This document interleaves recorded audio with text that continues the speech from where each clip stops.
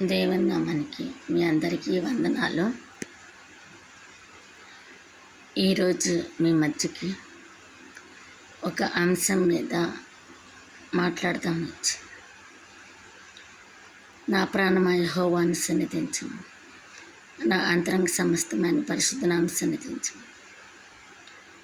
నా ప్రాణమయ యెహోవాను సన్నిధించము, ఆయన చేసిన ఉపకారంలో దేనిని మరవకు. అట్లాగే ఒక పాట కూడా ఉంది, నువ్వు చేసిన ఉపకారం దేని మరొక. నీవు చేసి ఉపకారములకు నేనేమి చెల్లింతు.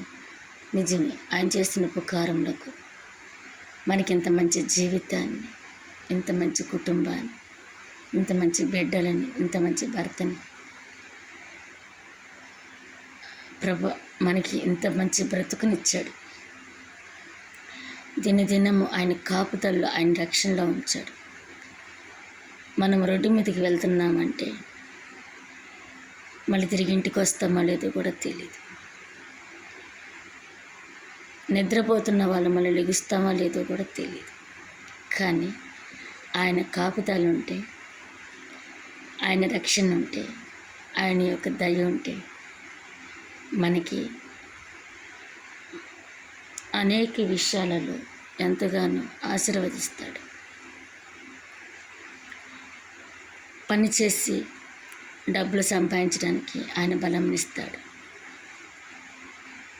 పనిచేయు శక్తిని ఇస్తాడు, తెలివిస్తాడు, జ్ఞానం ఇస్తాడు. ఆయన ఉపకారంలో దేనిని మరవకూడదంట. ఇశ్రాయేలు ప్రజలు ఆయన చేసిన ఉపకారాలు, మేలులు మర్చిపోయి సనుగుతారంట, తిడతారంట. ఏ దేవుడు మాకేం చేశాడు, ఐగుప్తు నుంచి నడిపించిన దేవుడు ఏడి అని చెప్పి సనుగుతూ ఉంటారంట. ఐగుప్తులో మంచి తిండి తినేవాళ్ళు, మంచిగా ఉండేవాళ్ళు. ఈ ఎడారిలో తిండి లేక బాధపడుతున్నామని సనుగుతూ ఉంటారంట. ఆయన ఐగుప్తు బానిసత్వం నుంచి దేవుడు విడిపించింది మర్చిపోయారు, కష్టాల నుంచి విడిపించింది మర్చిపోయారు. ఎర్ర సముద్రం పాయలుగా చేసి నడిపించింది మర్చిపోయారు. వాళ్ళ కోసం పోరేడు పిట్టలను, దేవదూతలు తినే మన్నాన్ని పంపించాడు ఆకాశం నుంచి. కష్టపడకుండా తిండి వస్తుంటే, కష్టపడకుండా మంచి జీవితం వస్తే దేవుని కూడా మర్చిపోతామంట. దేవుడు మనకి ఎంతగానో ఉపకారములు చేస్తే మర్చిపోతాం. దావీదు మర్చిపోలేదంట. గొర్రెల దొడ్లో నుంచి ఇశ్రాయేలు ప్రజల్ని రాజుగా నియమించినప్పుడు ఆయన గర్వపడలేదు, దేవుని మర్చిపోలేదు, ప్రజలను ఆశ్రయించలేదు, రాజులను ఆశ్రయించి దేవుణ్ణి ఆశ్రయించాడు. అలా మామ తరిమినప్పుడు కానీ, కుమారులు తరిమినప్పుడు కానీ దేవుణ్ణి ఆశ్రయించాడంట. ఆయన చేసిన మేలు దేన్ని మరవలేదంట.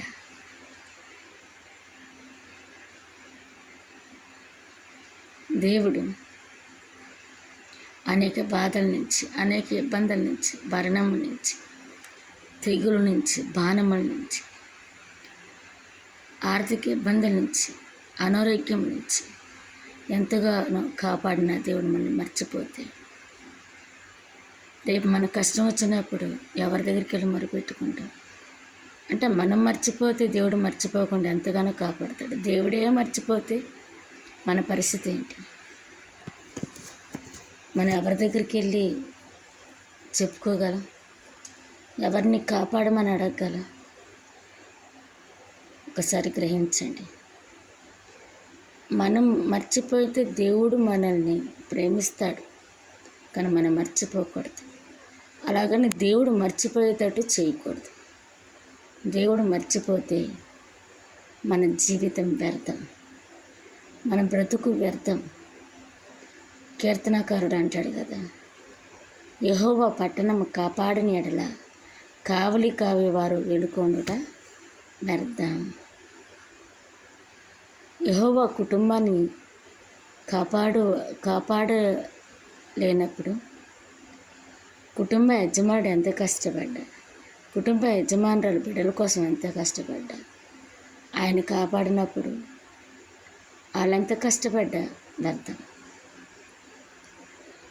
మనం కష్టపడ్డ సొమ్ము మన చేతికి రావాలన్నా, మన ఇంటికి చేరాలన్నా, మనం తినే ఆహారము మంచి ఆరోగ్యాన్ని ఇవ్వాలన్నా దేవుని కాపుదల అవసరం, ఆయన రక్షణ అవసరం. అటువంటి కాపుదల, అటువంటి రక్షణ మనకి మన కుటుంబాలకి దయచేయనుగాక. ఆమె ప్రైజ్ లార్డ్ అండి.